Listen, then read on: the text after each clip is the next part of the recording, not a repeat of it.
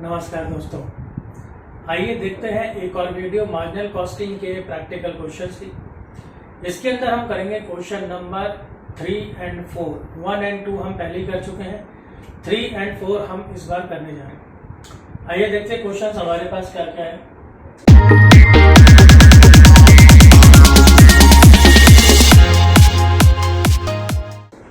सबसे पहले तो फिक्स एक्सपेंस है हमारे पास 4 लाख रुपए, फिर मटेरियल है हमारे पास 10 rupees per unit, then labour ₹5 per unit, फिर कुछ डायरेक्ट एक्सपेंसेस हमारे पास जैसे फ्यूल है 3 रुपए पर यूनिट और कैरेज इनवर्ड है 2 रुपए पर यूनिट, फिर सेलिंग प्राइस है 40 rupees per unit. Calculate break even point in terms of units. So we have to find out first thing break even point in terms of units. Okay. So BEP units में निकालना है. Also find new break even point. दोबारा निकलवा रहा है break even point. New break even point if selling price is reduced by 10%. If selling price is reduced कम हो जाए कितना 10% पर यूनिट। सो ये तो हमारा हो गया फर्स्ट क्वेश्चन, इसका first part break even point निकालना है यूनिट्स में। फिर दोबारा निकालना है हमें, ये सेकंड पार्ट हो गया, दोबारा निकालना है अगर सेलिंग प्राइस 10% कम हो जाए तो इस तरह का क्वेश्चन बहुत बार आता है जब आपको कोई भी एक आइटम जैसे ब्रेक इवन पॉइंट हो गया, पीवीआर हो गया, मार्जिन ऑफ सेफ्टी हो गया, कुछ चेंजेस करने के बाद दोबारा निकालना पड़ता है।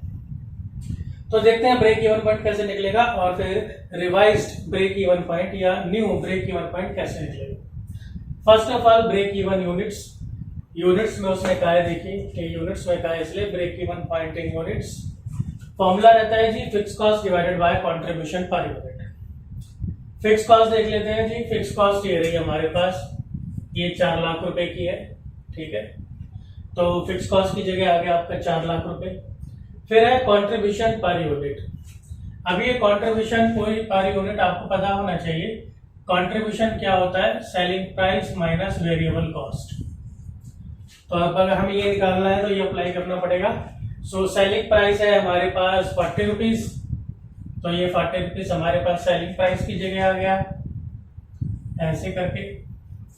और फिर उसके बाद है वेरिएबल कॉस्ट। अब जो वेरिएबल कॉस्ट है हमारे पास बहुत सारी है, जैसे देखिए ये सेलिंग प्राइस हो गया, ये है, ये है, ये हमारे पास ये है इतने वेरिएबल कॉस्ट, इतने सारे के सारे 10, 5, 3, 2। तो ये वेरिएबल कॉस्ट है, ये वेरिएबल कॉस्ट है, ये वेरिएबल कॉस्ट है। तो वो सारे की सारी हमारे पास ये आ गई 10, 5, 3, 2। सो ये हो गया आपका 20, ये 40 माइनस 20 हो गया 20। 4 लाख को 20 से डिवाइड किया, हमारे पास ये पहला आंसर आ गया 20,000 यूनिट्स। ये पहले का आंसर 20,000 यूनिट्स।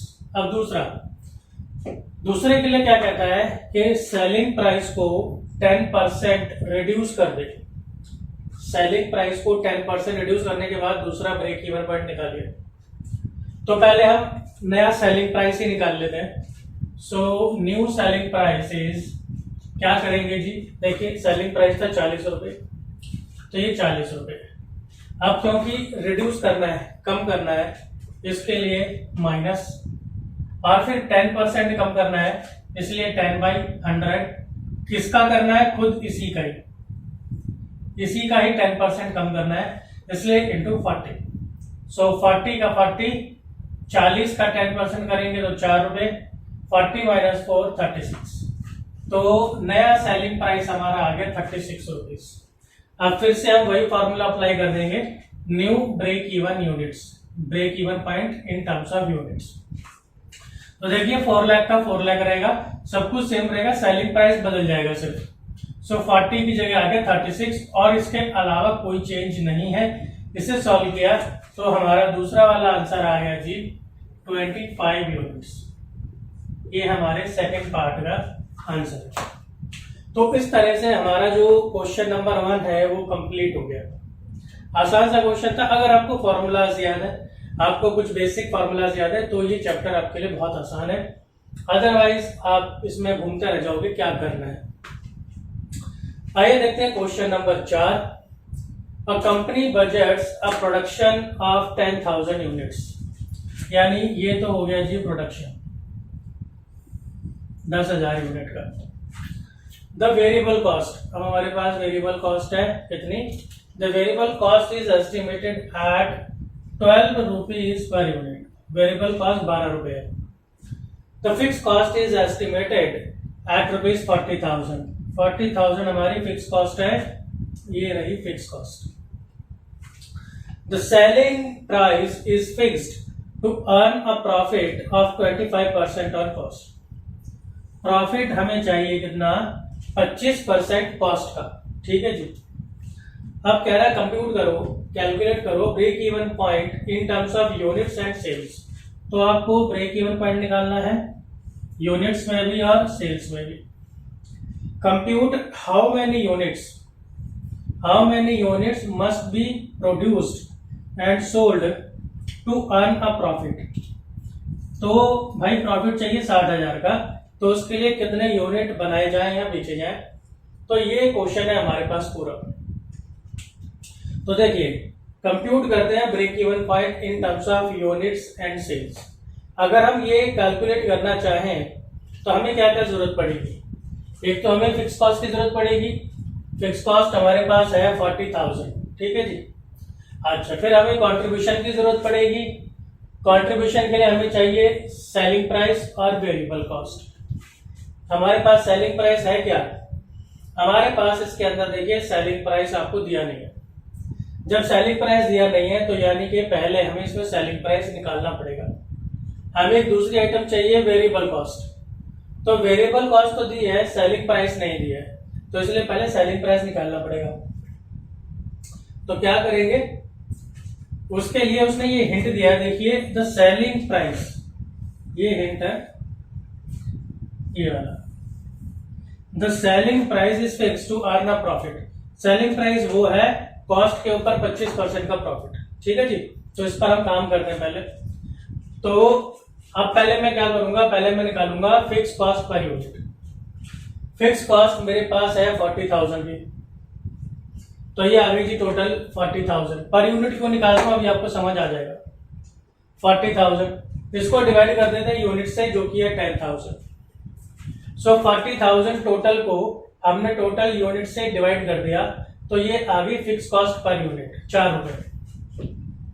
अब जब फिक्स कॉस्ट पर यूनिट आ गई, अब हम सेलिंग प्राइस कैलकुलेट कर सकते हैं। सेलिंग प्राइस का बड़ा बेसिक सा फॉर्मूला है जी, total cost plus profit. Total cost जो आपने लगाया, प्रॉफिट जो आपको चाहिए। टोटल कॉस्ट कितनी होगी? टोटल कॉस्ट आपकी जैसे रहती है, देखिए total cost equals to fix cost plus variable cost, इस तरीके से रहती है। तो फिक्स कॉस्ट 4 रुपए, ये देखिए अभी हमने कैलकुलेट की है 4 रुपए पर यूनिट। फिर वेरिएबल कॉस्ट हमें दे रखी है 12 रुपए, तो वो सीधी आ गई 12 रुपए। तो ये आपकी हो गई टोटल कॉस्ट, ये लिखा भी है टोटल कॉस्ट। तो ये टोटल कॉस्ट आपकी हो गई 16 रुपए की। हमने फिक्स और वेरिएबल को जोड़ दिया। अब इसके बाद हमें क्या करना है? उसके अंदर देखिए 25% का कॉस्ट के ऊपर प्रॉफिट भी चाहिए, तो इसी कॉस्ट का 25% हम इसमें जोड़ देंगे, ठीक है ना। तो ये सेम टू सेम आ गई 4 + 12 इंटू इसका 25%। अब आगे चले, 4 और 12 हो गए आपके 16 रुपए, फिर प्लस 4 और 12 हो गए आपके 16 रुपए, 25/100 ये हो गया आपका 1/4। फिर 16 का 16 को 4 से डिवाइड कर दिया तो 4 आ गया। 16 + 4 बिकम्स 20 रुपीज पर यूनिट। तो देखिए आपका जो सेलिंग प्राइस है, सेलिंग प्राइस आपका आ गया 20 रुपीज पर यूनिट। अब हम आगे जो भी निकालना चाहें बहुत इजीली निकाल सकते हैं। इस क्वेश्चन में ये ट्रिकी पॉइंट था। तो अब सबसे पहले निकालते हैं break even point in terms of units and sales. तो फॉर्मूला तो वही रहेगा, ब्रेक इवन पॉइंट यूनिट्स का। फिक्स कॉस्ट चाहिए ऊपर, तो ये फिक्स कॉस्ट आ गई आपकी 40,000 रुपए। नीचे हम करेंगे वेरिएबल कॉस्ट, ये selling price minus variable cost करेंगे। तो सेलिंग प्राइस हमने अभी भी निकाला है 20 rupees minus variable cost. Variable cost हमें दी थी 12 रुपए पर यूनिट। तो 20 में से 12 गए, 8 बच गए। तो आपका जो break even point in terms of units है तो वो आ गया ये 5000 यूनिट्स। अभी हमें सेल्स में भी निकालना है, सिर्फ यूनिट्स में नहीं निकालना है। अब निकालते हैं break even point in terms of sales. तो बड़ा सिंपल सा है कि ये जो हमने यूनिट्स में निकाला है इसी को सेलिंग प्राइस से मल्टीप्लाई कर देते हैं। Break even point in terms of units into selling price per unit. तो ये यूनिट्स हमने निकाले थे, ठीक है ना। अब हमें इसी का टोटल सेल निकालनी है तो इनटू सेलिंग प्राइस कर देंगे 20 रुपए का। तो ये आपका आ गया 1 लाख रुपए। तो ये भी जो है फर्स्ट वाले का ही आंसर है। तो ब्रेक इवन पॉइंट आ गया हमारा यूनिट्स में भी और सेल में भी या टर्नओवर में भी। सेकंड वाला है, आप इतने यूनिट्स निकालिए जिस पर आपको जो प्रॉफिट है वो हो जाए 60,000 रुपए।